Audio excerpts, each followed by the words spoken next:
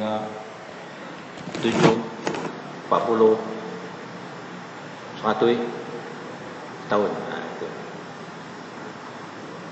Apakah itu datang daripada amalan para nabi, para sahabat dan imam yang 4 ya? Sebab bila kita celik saja kita dah nampak begitu. Sebenarnya itu hanya adat saja ya. Adat yang kemudian ada setengah itu nak mencorakkan dia sebagai dia itu Islam, maka dibuatlah dalamnya baca-baca doa ya. Macamlah orang dulu dia ada jampi serapah kan. Di hujung dia kata dengan berkat kalimah la ilaha illallah atau dengan berkat Sayyidina Ali. Pu kiri pu kanan apa macam kata doa.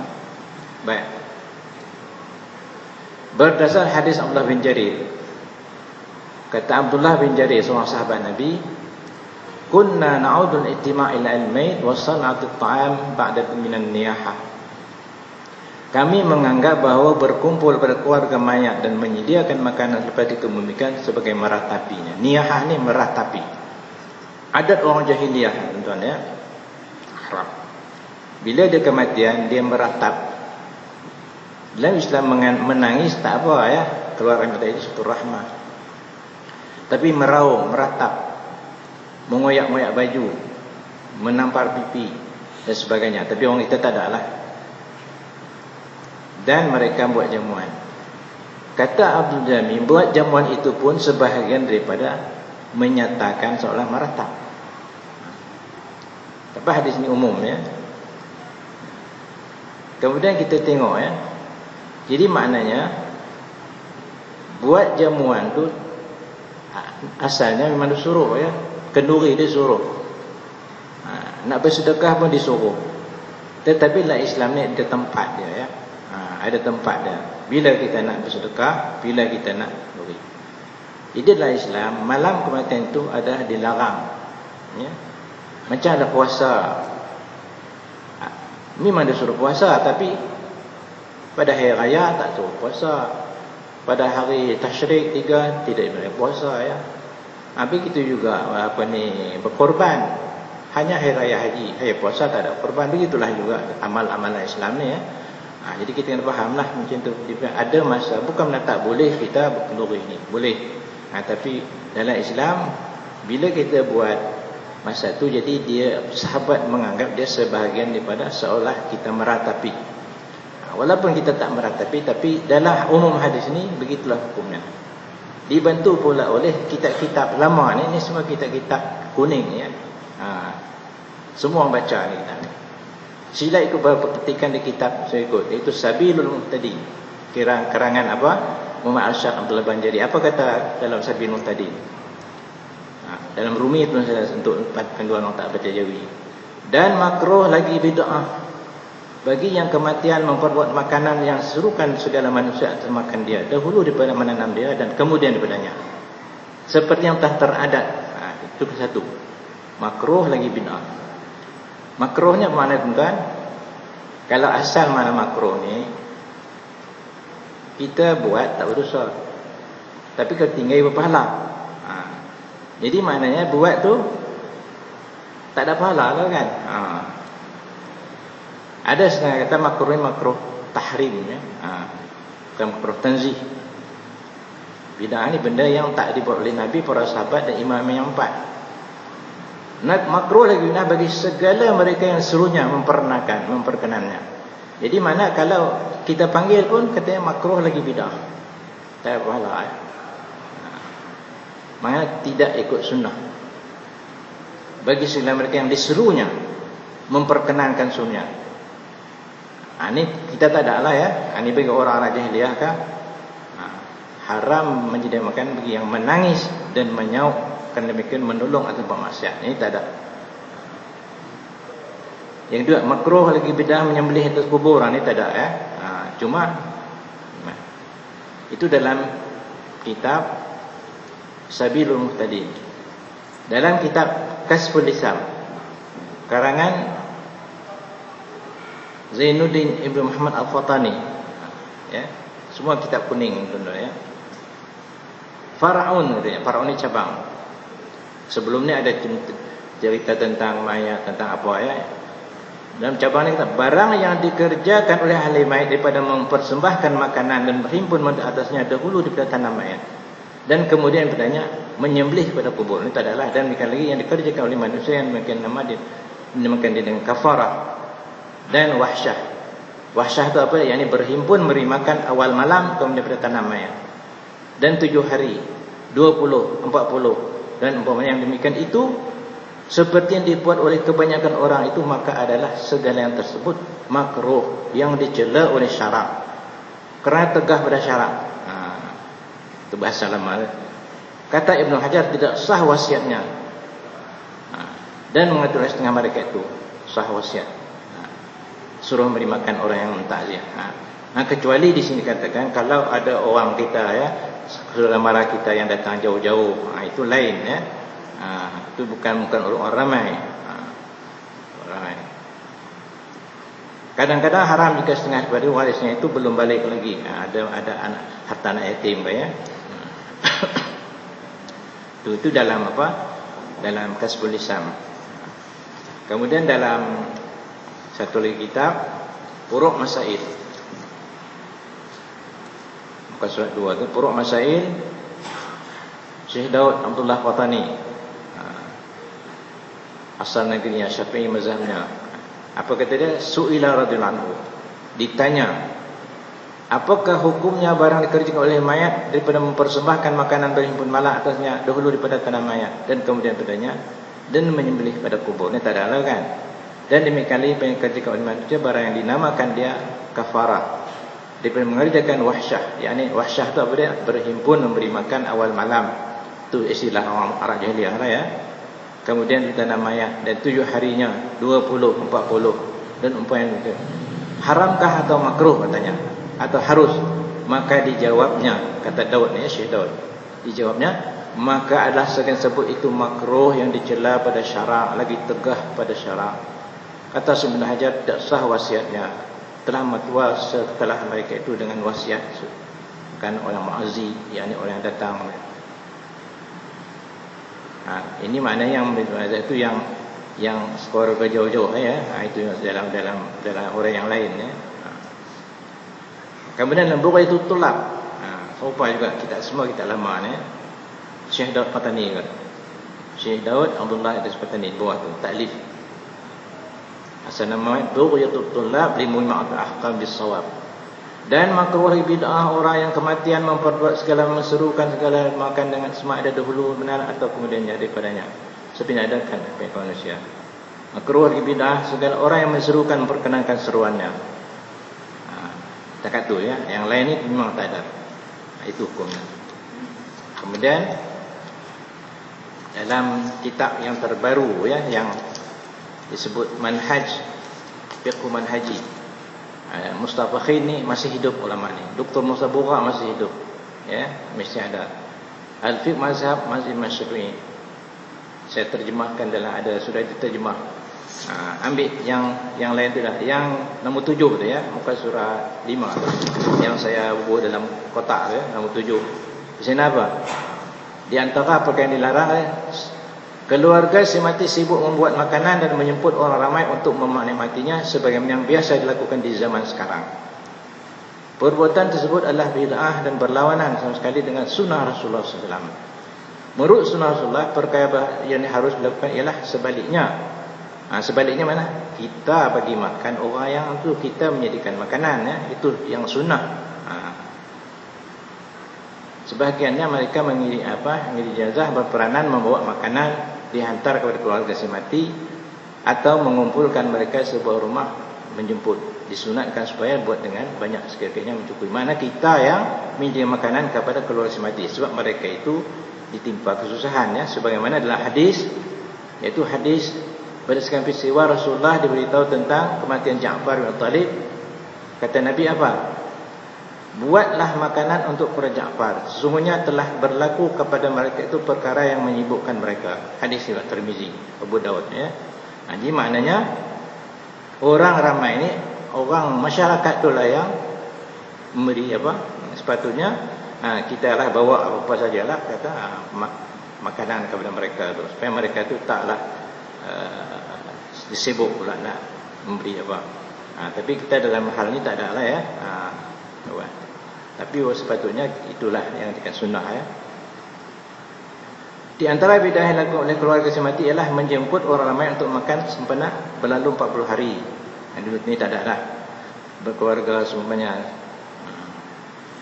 Sekiranya makanan disediakan harta ahli waris balik, maka sangat ditegah, diharamkan. Ini adalah perbuatan makanan anak yatim. Itu kita tahulah ya. Kemudian dalam satu apa, dalam kitab Al-Mubinul Mu'in juzuk kedua, kata tersyaraknya yang akhir tu ya, tersyarak yang buat makan untuk ahli mayat. Yang disuruh, yang ikut syariat ialah kita orang ramai ini menyediakan makanan kepada keluarga yang kematian tu ya, itu. Daripada Abdullah bin Ja'far katanya, lamma ja'na yu Ja'far hina qutila qad Nabi sallallahu isna'u li al-Ja'far ta'aman qad atahu ma yashduhum. Sekala datang orang yang beritahu kematian Ja'far bin Talib ya.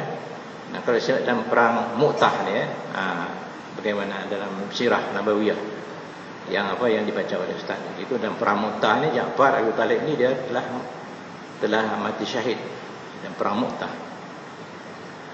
terbunuh. Bersabda Nabi, kata Nabi apa?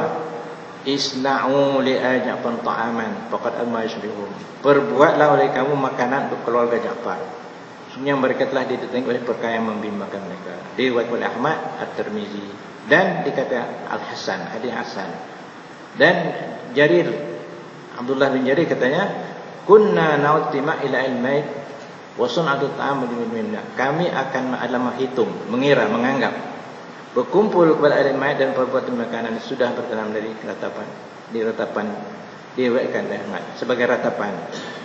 Kata Syaukani seorang ulama, maksudnya bahawa mereka menghitung berkumpul ahli mayat dan makan si mereka setelah bertanam mayat itu ada sebagian pada ratapan. Kerana perbuatan demikian memberatkan si keluarga si mati, padahal mereka sedang bercita sebab kematian itu. Bertentangan kehendak sunnah, kerana sunnah menyuruh mereka membuat makanan untuk keluarga mayat. Jadi mereka sebaliknya.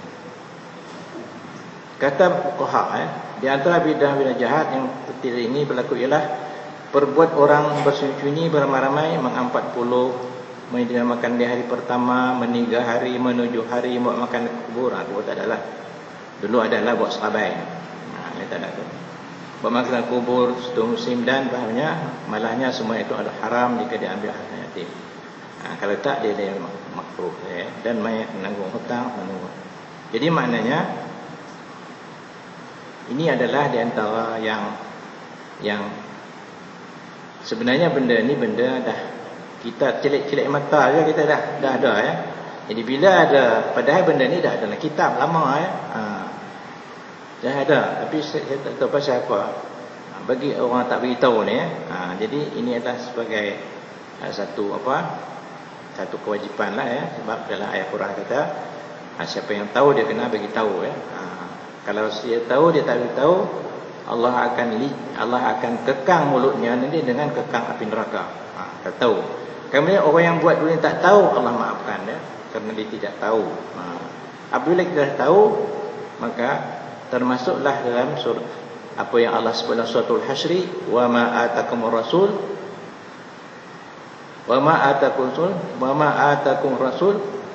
fakhuzuhu wa ma nafantahu. Apa yang diperintahkan, Rasul, maka kamu ambillah, ikut. Wa ma naham anfantahu, apa yang dilarangnya adalah kamu berhenti. Itu dalam suratul Hasyri.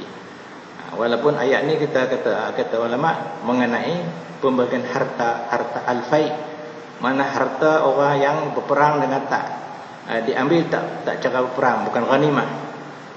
Ya, tapi hukumnya umum katanya.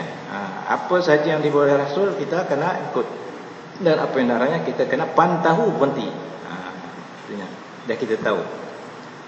Bila dah kita tahu, kita buat juga, takut termasuk dalam surah wa may yushaqiqir rasul min ba'd min huda wa yattabi' ghayra sabilil mu'minin wa lima tawalla nuslihi wasat masira. Surah apa? Siapa yang menyegel Rasul ternyata bertunjuk dan tidak mengikut wayattabi' ghasimin, tidak mengikut jalan orang mukmin. Dalam tafsir jalan orang mukmin, jalan sahabat, tabi'in dan tabi'in, itu jalan orang mukmin. Nuwallihi ma tawalla, kami palingkan ke arah mana dia paling. Wa nuslihi jahannam wa sa'at masira, dan kami masuk ke neraka dan sebaik-baik tempat kesudahan, ya. Jadi kita mudah-mudahan kita dah tahu. Saya dulu untuk jalan tengah, ya. Tapi walaupun itu maknanya kita buat di masjid, kita tahlil di masjid, walaupun itu hanya sebagai apa kata orang jalan tengah saja. Tak payah kita nak datang ke rumah, ya. Dia ada banyak kemudahannya. Jadi maknanya ini adalah perkara yang memang lama, bukan baru, ya. Wallahu a'lam. Ada soalan?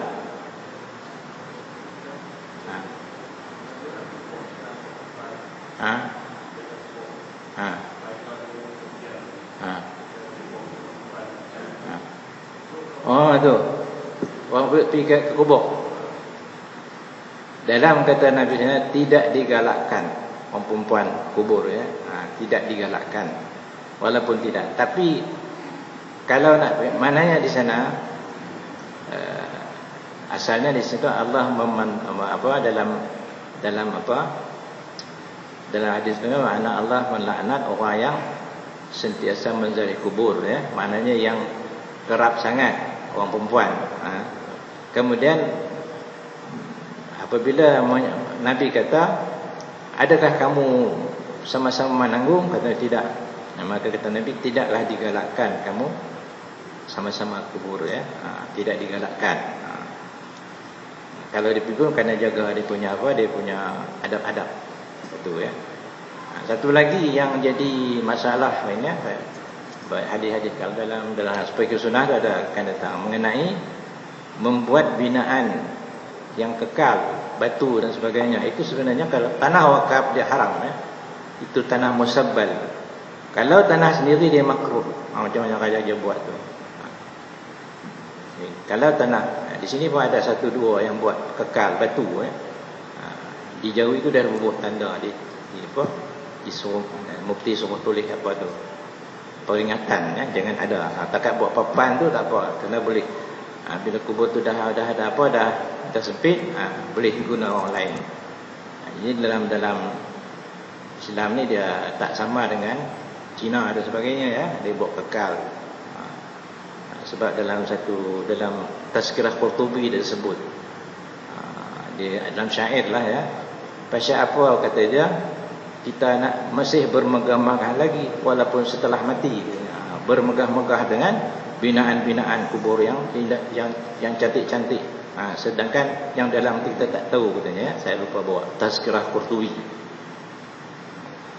Yang kita tengok di lain tu tak tahu adakah tanah tu musabbal. Musabbal tu tanah yang diwakafkan. Maka tak boleh buat binaan yang tetap, ya. Itu ada hadis-hadis. Wallahu alam.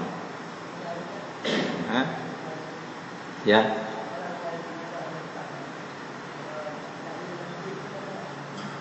Macam mana?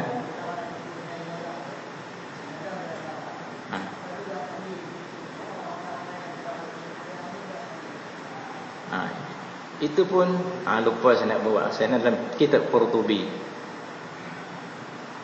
Dalam Azkar Nawawi pun saya lupa, ya. Kalau tidak, lain kali saya lupa. Dalam Azkar kata Nawawi, kata Nabi, yang disuruh kita dalam bermajlis hendaklah kita senyap, hendaklah kita memikirkan, dan kita tidak dibenarkan walaupun baca apa-apa juga zikir, katanya. Macam kita buat tu tahlil, ya. Itu insya-Allah dalam kitab Fiqh Sunnah yang dibaca oleh oleh Ustaz Marwan tu ada sampai kepada tu, ya. Maknanya ada 3 tempat yang kita kena sunyi. Satu di hadapan jenazah, kedua kita perangan, ketika orang baca Quran, kita kena senyap. Jadi maknanya, sebab kadang-kadang orang bukanlah dia ingat itulah cara dia nak dia akan pahala, kan. Sebabnya ada larangan masa tu kita kena senyap. Begitu juga masa membawa jenazah. Tidak boleh disebut apa-apa zikir katanya. Dulu ada di sebelah mana kan saya punya, mereka sambil buatnya tadi dia berzikir la ilaha illallah, ya ada dulu. Ini tak ada. Kalau ada pun dalam filem dulu ada. Ya. Kami dalam filem pun cara dia nak talqin orang yang nak wanazah tu, dia asyhadu an la, sebenarnya dia la ilaha illallah kan, asyhadu tu orang nak masuk Islam. Mengucap dia la ilaha, laqinu mautakum la ilallah, ajarlah orang yang hampir nak mati nazak tu la ilaha illallah, tu aja, bukan asyhadu la ilaha illallah ya. La ilaha illallah. Bila dia sebut kata Nabi, sudah, jangan kamu ya, jangan kamu ulangi, biarlah itu perkataan yang terakhir. Wallahu a'lam. Apa lagi? Ya. Ya. Kainlah.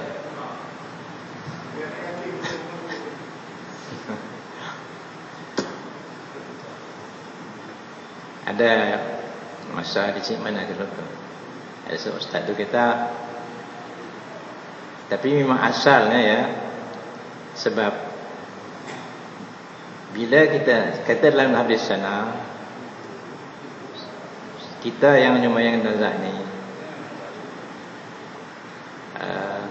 pahalanya berapa macam Bukit Uhud. Tapi bila kita dah apa, kita dah dapat ke mana, kita tak dapat lah yang tu. Dapat lah yang apa. Tapi bagaimanapun ada ulama dia kata ini sebagai nak kata sedekah, tak sedekah lah kan. Okey, sagu hati. Wallahu alam, saya pun tak berani tu ya. Tapi mak asalnya itu. Satu lagi upah. Upah baca Quran. Baca Quran insya-Allah lah ya, sebab itu benda khilaf. Imam Syafi'i kata sampai pahala, itu kata Syafi'i lah, tapi Allah alamin ada kata sampai Imam Ahmad, Imam apa semua. Cuma mereka mensyaratkan membaca Quran itu sampai pahala apabila tidak dengan upah. Dengan upah. Sebab itu ada dulu, tapi sebenarnya tak ada dalam ni ya. Ada setengah tu satu kepala RM1 untuk baca dalam bulan puasa khatam. Nak hadiah untuk arwah-arwah. Seorang RM1 ke RM5 lah. Ada, saya pun dah tolong kutip dah itu. Tolong kutip. Dia kata nak ambil bulan Ramadan nak baca. Tunggu-tunggu dalam Ramadan tak datang. Lepas raya baru dia datang ambil. Macam mana saya kata bila baca ni? Ya. Maknanya. Tapi lepas itu tak ada lah. Sampai sekarang tak ada orang yang buat apa yang kata satu kepala tu kena bayaran berapa ke hadiah pahala-pahala macam tu. Jadi dalam, saya lupa hadis ya, yang menyatakan dalam hadis mengatakan bahawa membaca dengan upah. Mengajar tak apa, mengajar Quran itu memang, sebab kata Nabi ahqu anta khuzal ajra kitab Allah. Sebaik-baik kamu mengambil upah iaitu orang yang mengajar kitab Allah. Berdasarkan kepada Abu Sa'id Khudri ya, bila dia sampai satu tempat, ketua kabilah tu dia kena sengat. Apa dia? Kena sengat apa kala jengking. Sebelum tu dia tak bagi apa makanan kepada rombongan Abu Sa'id Khudri ni. Kemudian malam tu ketua kabilah itu disengat. Lalu mereka jumpa Abu Sa'id Khudri, adakah kamu yang boleh menawar? Kata dia, aku pun tak tahu, aku bukan. Cuma dia secara dia baca Fatihah tu. Tiba-tiba macamlah seperti membuang sampah di mata katanya. Hilang. Lalu dia bagi 100 ekor kambing. Dia pun tak berani nak ambil. Dia bawa kepada Nabi, tanya Nabi, boleh tak kami ambil ni? Ceritalah macam. Oi, kata Nabi, tak apalah. Ahaqqu an ta'khudh ajra kitab Allah, itu dalam apa matan jumrah ada ya. Yang berhak kamu ambil upah ialah kitab Allah. Maknanya kalau kita menawar orang bagi tak apa. Kalau kita mengajar Quran tak apa, ya, tak apa, itu tak salah. Yang tak boleh ambil upah baca untuk sediakan pahala. Yang tu ada beberapa hadis yang saya pun tak ada bawa tu, ya. Hadis-hadis yang menyatakan larangan-larangan tak sampai. Dalam fiqh sunnah pun ada. Mungkin sampai saat ini nanti apa yang dibaca oleh Ustaz Marwan tu, ya, tentang tak sampai baca apa dengan apa. Ini adat di Mesir. Jadi Mesir tu dia ambil orang kaya-kaya tu, dikumpul apa ni, hafiz tu, ya, untuk baca. Dia dibayar ada seorang 500 junai pound, ya, suruh baca. Baca. Jadi petua-petua Syahzad tu kata, kalau macam tak boleh, ya, pahala, dapatlah duit tapi tak dapat pahala, tak sampai. Allah alam. Tentang tu saya pun awak nak jawab lah kan. Tapi memanglah dalam asalnya, ya, dalam semenjana ni yang sepatutnya, ni kena memang tanggungjawab guru, ya lah. Sepatutnya semua ahli qaryah macam semua Jumaat lah. Bila tahu dia kematian, semua ahli qaryah tu datang menyembahyangkan. Itu asalnya. Tapi dah jadi adat, ya. Adat kita itu, wallah alam lah, itu saya pun tanyalah kepada apa. Tapi saya dengar dulu di pejabat agama tu, ustaz tu dia jawab macam tu lah. Mungkin dia nak, wallah alam lah, ya. Itu jawapan dia. Tapi asalnya memang tak ada lah. Tak mesti, ya, kata Nabi lah, walaupun dia cakap 100 pun insya-Allah dapat syafaat pada, maknanya orang tempatan tu. Sedangkan semua Jumaat kita boleh himpun ramai, ya. Kenapa dalam semua Jumaat jemaah sembahyang jenazah kita tak boleh, ya. Wallahu a'lam.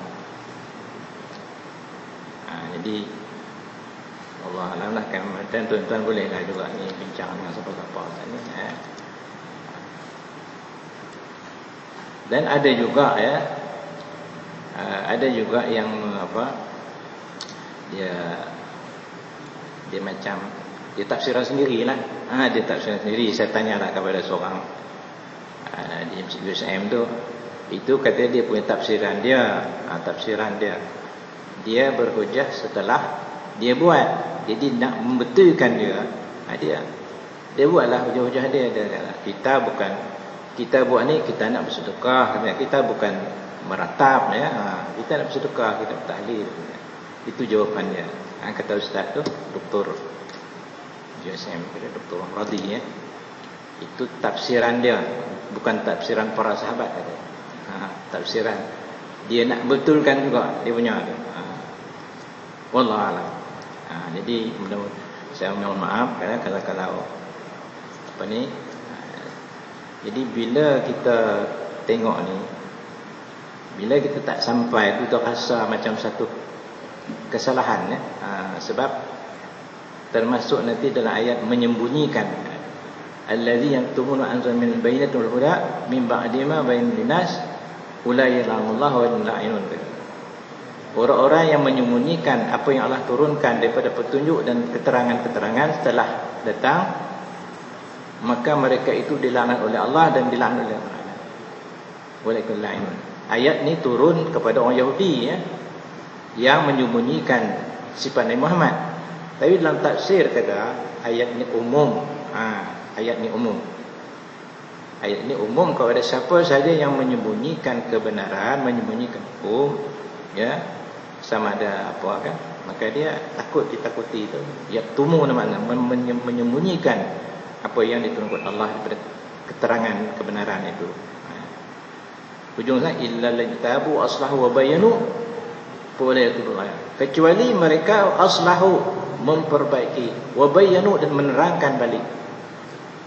Faulaitullah mereka akan diterima taubatnya. Kalau dia tak tarik balik, maka dia tetaplah kesalahan dia, ya. Bagi orang yang tak tahu, Allah maafkan dia. Setelah dia tahu, maka macam tadilah, wa ma atakum rasul fakhuzuh wa ma nahum an fantahu, surah Al-Hasyr ayat 7. cuba tengok dalam wa ma atakum rasul, apa yang dibawa oleh rasul maka terimalah, mana buat. Wa ma nahum fantahu, apa yang dia larang maka berhentilah. Ini pun dalam tafsir kata ayat ini walaupun ayat turun dan sebab harta al-fai, harta perang yang tidak didapat dengan tak cara peperangan. Orang Yahudi Bani Nadir ke Bani Quradah dalam perang Khaybar dia ayatnya umum kepada apa sahaja. Wallahu a'lam. Jadi saya maaf kerana kelewat sedikit dan kita akhirnya sedikit surah Al-Nas.